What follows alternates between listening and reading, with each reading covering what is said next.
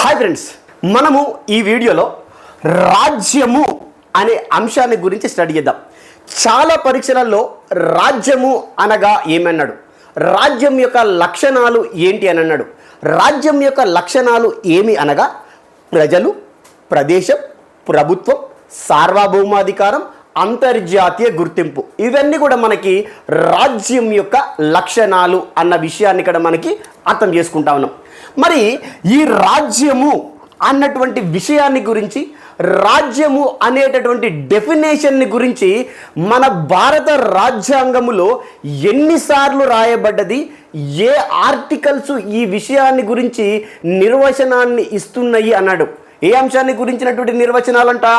రాజ్యము అనేటటువంటి విషయానికి సంబంధించినటువంటి నిర్వచనాలంట.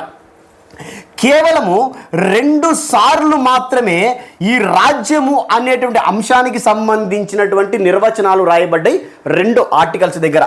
ఏవి అనంటే 12వ ఆర్టికల్ అనేది ఒకటి, తర్వాత 36వ ఆర్టికల్ అనేటటువంటిది ఒకటి. ఇవి రాజ్యము అనేటటువంటి అంశానికి సంబంధించినటువంటి నిర్వచనాన్ని ఇవ్వడం అనేది జరిగింది.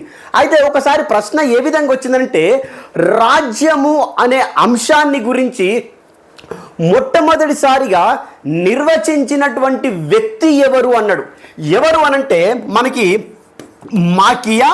మాకియావెల్లి తను రాసినటువంటి ది ప్రిన్స్ అనేటువంటి పుస్తకంలో, ది ప్రిన్స్ అనేటువంటి పుస్తకంలో రాజ్యానికి సంబంధించినటువంటి పూర్తి డెఫినేషన్స్ని వివరించడం అనేది జరిగింది.